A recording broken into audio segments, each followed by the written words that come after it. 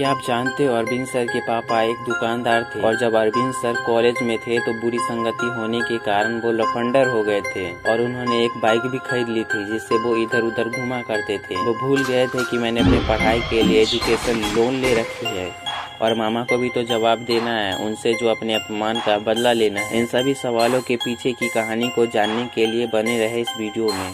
तो चलिए शुरू करते हैं। अरविंद सर का जन्म 24 अगस्त 1994 को राजस्थान के एक छोटे से शहर सूरतगढ़ में हुआ था। अरविंद सर के फैमिली में मम्मी, पापा और 2 बहन हैं। पापा एक दुकानदार और मम्मी एक हाउसवाइफ है। अब बात कर लेते हैं अरविंद सर के लाइफ स्टोरी के बारे में।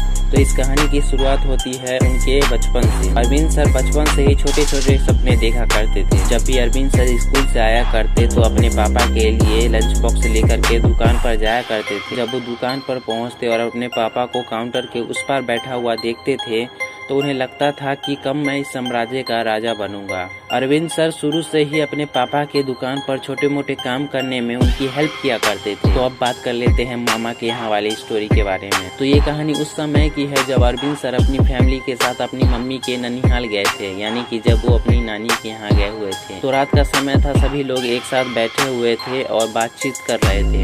तो बात चलते चलते नानी ने पूछ लिया कि भाई तू क्या करेगा अपनी जिंदगी में। तभी उधर से मामा बोलते हैं कि ये तो दुकान पर ही बैठेगा और क्या करेगा।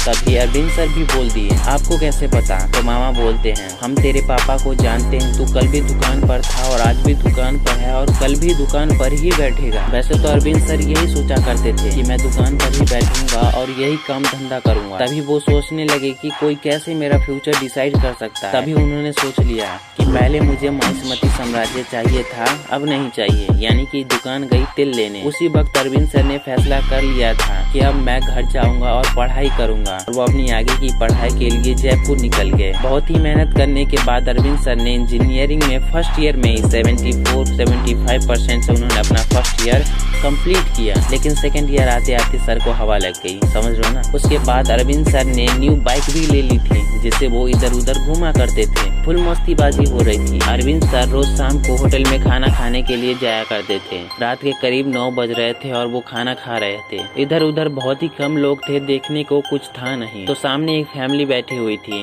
फैमिली में एक बूढ़ी माँ थी और उनका पति था और उनका एक बेटा भी था। बेटा करीब 40 साल का होगा। तभी अरविंद सर के मन में एक सवाल आया कि अगर इस फैमिली के खाने का बिल आता है तो कौन पे करेगा। तभी उन्होंने सोचा कि शायद ये बिल उनका बेटा पे करेगा क्योंकि वो यंग है और कमाता भी होगा। माँ बाप के लिए तो इतना कर ही सकता है और हम होते तो हम लोग भी यही सोचते क्या। अरविंद सर रिलैक्स होकर के बैठे हुए थे। तभी जो होता है हैरान कर देने वाला था। वो बूढ़ी माँ अपने सीट से उठी और काउंटर पर जाकर के पैसे पे कर दिए। तभी अरविंद सर ने सोचा कि मैं नहीं जानता उनकी क्या सिचुएशन रही होगी, लेकिन तेरा भी अगर यही हाल रहा तो किसी अच्छे होटल में अपने माँ बाप को खाना नहीं खिला पाएगा। अभी निकल यहाँ से और कुछ कर। सेकंड ईयर में उनकी बैक लगते लगते बची थी। कॉलेज में जो उनकी पहचान थी, इमेज थी, वो एकदम खराब हो गई थी।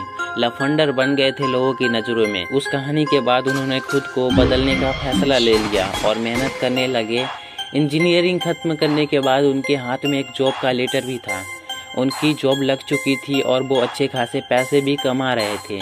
उनके पढ़ाने का तरीका बहुत ही अच्छा था, इसलिए उनको और भी काफ़ी जॉब्स के ऑफर आने लगे जिसकी इनकम पहले वाले जॉब से कई गुना ज़्यादा थी। तो बस दोस्तों आज के इस वीडियो में इतना ही। फिर मिलते हैं ऐसे ही मज़ेदार टॉपिक के साथ अगले वीडियो में। और हाँ, अगली वीडियो किस यूट्यूबर या फिर किस सेलिब्रिटी पर देखना चाहते हो कमेंट में ज़रूर बताना।